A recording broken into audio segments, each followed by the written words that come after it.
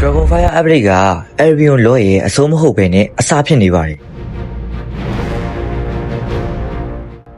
ဒီနေ့ Albion ရဲ့ပထမဆုံးကောင်ကိုကျွန်တော်ပြောပြမယ် Dragonfire upgrade ဖြစ်တော့ Dragon တွေအသေးရောက်လာတယ်လို့လူတွေတော်တော်များများကထင်ကြတယ်ဒါပေမဲ့ Dragon တွေက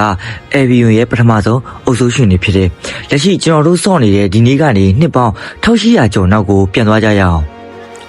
အဲ့ဒီချိန်တုန်းက Albion မှာ Gallion မရှိသေးဘူး Basilian မရှိသေးဘူး Avalonian တွေလည်းမရှိသေးဘူးမာလင်တောင်မမွေးဖွားသေးဘူးကဘာကြီးတစ်ခုလုံးကိုအုပ်စိုးနေတာကနဂါးတွေပဲဖြစ်တယ်သူတို့ကမိမိုးတဲ့တရားကြီးတွေပဲတသက်မဟုတ်ဘူးနဂါးတွေကဉာဏ်ပညာရှိတဲ့ကြီးမားတဲ့မော်ဆွမ်းဟားတွေကိုပိုင်ဆိုင်တဲ့လူသားတွေတောင်သူတို့ကိုနှစ်ဖျားလိုကြောက်ရွံ့ခဲ့ကြတယ်အဲ့ဒီခေတ်မှာလူသားတွေကရွာငယ်လေးတွေမှာပဲနေထိုင်ကြပြီးတော့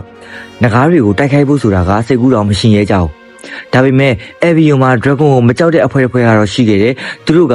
ဒူရီတွေပဲဖြစ်တယ်တဘာဝရဲ့မော်ဆွမ်းအားကိုအသုံးပြုတဲ့ရှေးရောက်ပညာရှင်ပဲဖြစ်တယ်သူတို့နဲ့အတူတောင်ကြီးလောက်အရွယ်ရှိတဲ့ Giant တွေကလည်းအတူပူးပေါင်းခဲ့ကြတယ် Dragon တွေကိုတတ်ဖို့အတွက်စစ်ပွဲကြီးဆင်နွှဲခဲ့ကြတာလားဆိုတော့လည်းမဟုတ်ပြန်ဘူးသူတို့ရွေးချယ်ခဲ့တာကစစ်ပွဲမဟုတ်ပဲနဲ့ရှေးအောင် Regier တခုဖြစ်တယ်အဲ့ဒီ Regier ကြောင့်ပဲDragon အားလုံးဟာ The Great Slumber လို့ခေါ်တဲ့အလွန်နှဆိုင်တဲ့အိပ်ဆက်ခြင်းတွေကိုဝင်သွားခဲ့ကြတယ်။ဒီအချက်မှာကနဂါးတွေဟာတည်သွားတာမဟုတ်ပဲနဲ့အိပ်ဆက်သွားခဲ့ကြတာဖြစ်တယ်။အဲဒါကြောင့်သူတို့ကစောင့်ဆိုင်နေခဲ့ကြတယ်။ပြန်နိုးလာမယ်နေ။အခု Dragonfire upgrade ကိုရောက်လာပြီးနှစ်ပေါင်း1800ကျော်အိပ်ပျော်နေတဲ့ Dragon တွေဟာတကောင်ပြီးတကောင်ပြန်နိုးလာတော့မှဖြစ်တယ်။ဒါကြောင့် Dragonfireဟာ upgrade အသစ်တစ်ခုမဟုတ်ပဲနဲ့